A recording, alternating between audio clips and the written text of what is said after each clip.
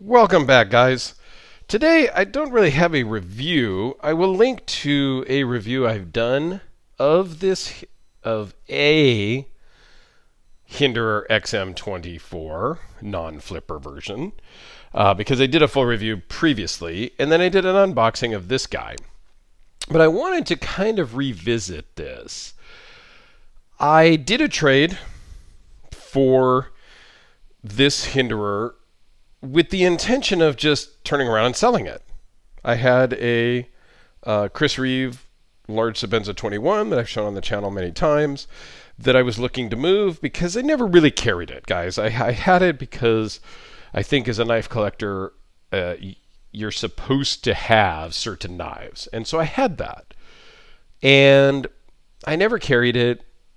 I used it for size comparisons. It hung out on my table collecting dust, and I'm kind of going through a consolidation, if you will. I'm moving some pieces.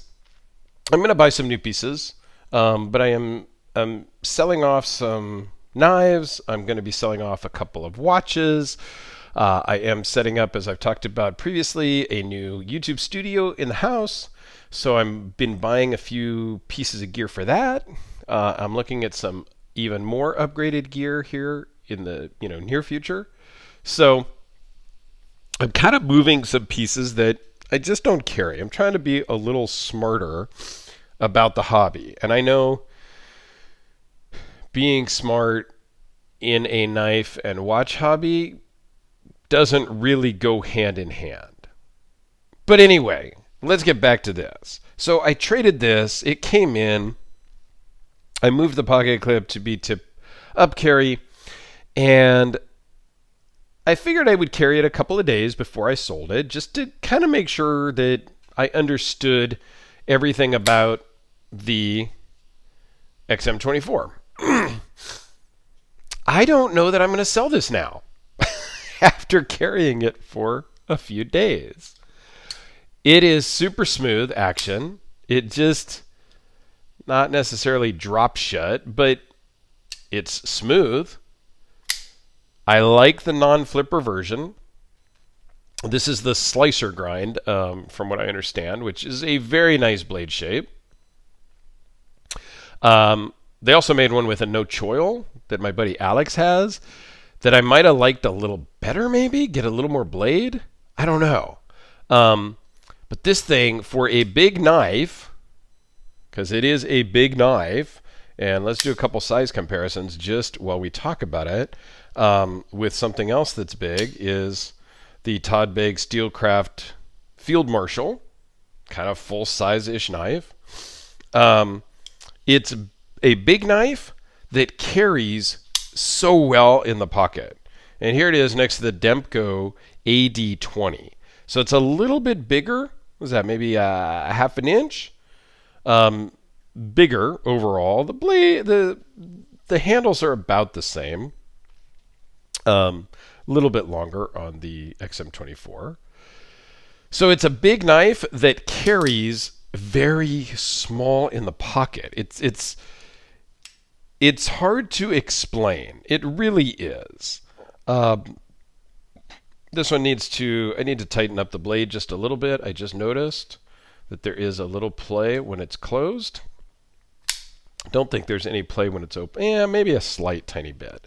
And I'm okay with that. This is not a brand new piece, so a little bit of blade play is okay. I just need to tighten up the pivot, which the previous owner has done some work, taken it apart, cleaned it, all that. It's a reputable person I got it from, so I have no problems with that. And it's just kind of a joy to carry and use. I've broken down some cardboard, and it works very well. So this might be a keeper. So this is one of those times, oftentimes, let me back up a step. Oftentimes, you see a knife online, you talk to somebody, you buy it. You're super excited to get it. And you get it, and you're like, oh, well, it's cool, but... And then you turn around and flip it. My brother is prime example. He has actually, I think he's the flipper king. He has actually, I believe, sold a knife before it has even arrived to him after buying one. So it's in shipping, and he's already sold it, and turns around and sells it and ships it back out the day that it comes in. Now that's a flipper for you. So all too often, we get excited about a purchase. We buy this purchase, knife, watch, piece of tech gear, whatever, and you're excited to get it. You get it, and you're like, eh. And then you turn around and either throw it in a drawer, or you kind of use it because you needed something, or you turn around and sell it. This was the complete opposite. I traded it because I wanted to move a piece. I figured I could turn around and sell this just as easy as the Sebenza. So I flipped it, got this in as trade, was going to literally just list it the next day because that was my intention. And I got to playing with it. I got to handling it, carrying it, and now I think it's a keeper. I mean, I'm not going to say it's a forever keeper, but for now, it's not one I'm going to likely sell. I have other things that are less appealing to me that I could sell. So just wanted to kind of touch on the topic of how our tastes change over time. Because when I first reviewed this, the other one that I'll link below, I carried it for a day. I don't know. I didn't love that one. It didn't speak to me. I didn't get excited about it. I don't know. That was a while back, several months ago, 6 months maybe.